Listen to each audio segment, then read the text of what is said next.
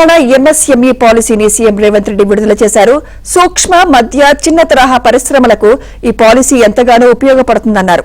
పారిశ్రామికవేత్తలకు తెలంగాణ ప్రభుత్వం ప్రత్యేక ప్రోత్సాహకాలను అందిస్తోందన్నారు. ప్రతి నియోజకవర్గంలో ఎంఎస్ఎంఈ పార్కును ఏర్పాటు చేసి అన్ని వసతులతో రెడీ టు బిజినెస్ పార్కులను అభివృద్ధి చేస్తామన్నారు.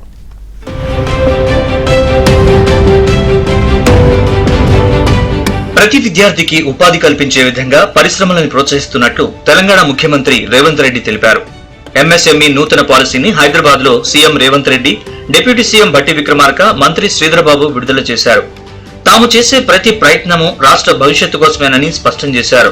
యువతకు వ్యవసాయం, పరిశ్రమల్లో పెట్టుబడి పెట్టేందుకు తగిన చేయూత ఇస్తామని వెల్లడించారు.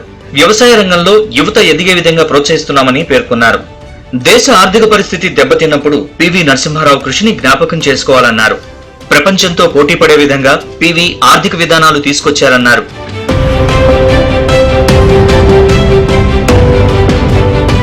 విధానాల రూపకల్పనలు లేకుండా రాష్ట్రం అభివృద్ధి చెందదని, విద్యార్థుల్లో స్కిల్ అప్గ్రేడ్ చేయడానికి కృషి చేస్తున్నామన్నారు సీఎం రేవంత్ రెడ్డి. పరిశ్రమలకు గత ప్రభుత్వం ఇచ్చిన సబ్సిడీలు చెల్లిస్తామన్నారు.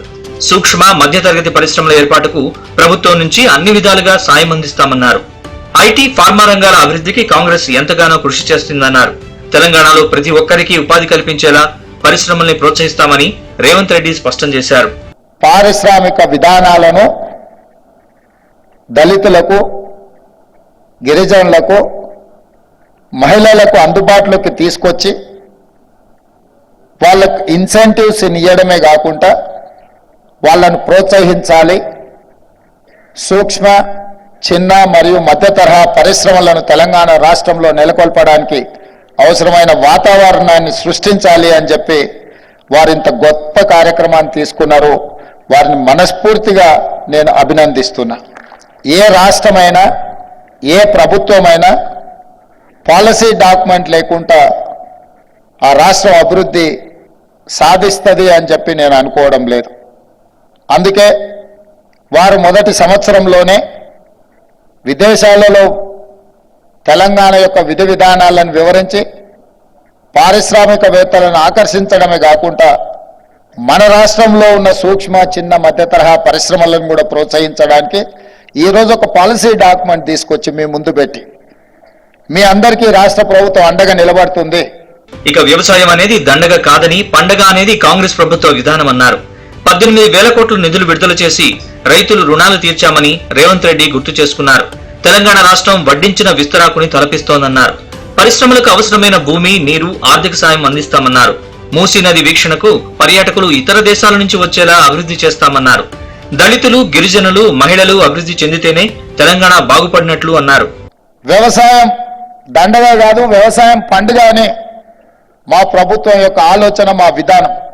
అందుకే రైతులకు ఉచిత విద్యుత్ ఇచ్చినాం, రైతులకు రుణమాఫీ చేసినాం, రైతులకు సబ్సిడీలో ఇత్తనాలు ఇచ్చినాం, రైతులకు సబ్సిడీలో ఎరువులు ఇచ్చినాం, రైతులకు సబ్సిడీలో వ్యవసాయ పనిముట్లను ఇచ్చినాం.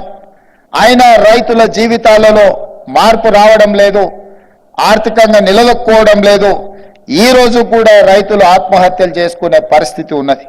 దీన్ని నిశ్చితంగా గమనించాల్సిన అవసరం తెలంగాణ సమాజానికి ఉన్నది.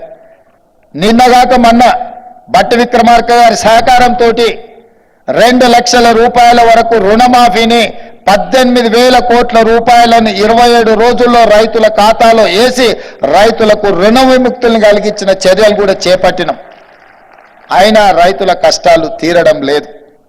గ్రామీణ ప్రాంతం నుంచి వచ్చిన నేను దీన్ని నిశితంగా గమనించి పరిశీలించి మీ ముందు ఉంచుతున్న మాట ఏంది అని అంటే, కుటుంబంలో చాలా మంది వ్యవసాయం మీదనే ఆధారపడడం వల్ల వ్యవసాయం ద్వారా వచ్చిన ఆదాయం కుటుంబానికి సరిపోవడం లేదు.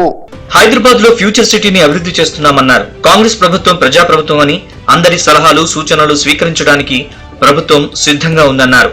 స్వయం సహాయక సంఘాల మహిళల్ని కోటీశ్వరులను చేసే ప్రయత్నం చేస్తోందని రేవంత్ రెడ్డి స్పష్టం చేశారు.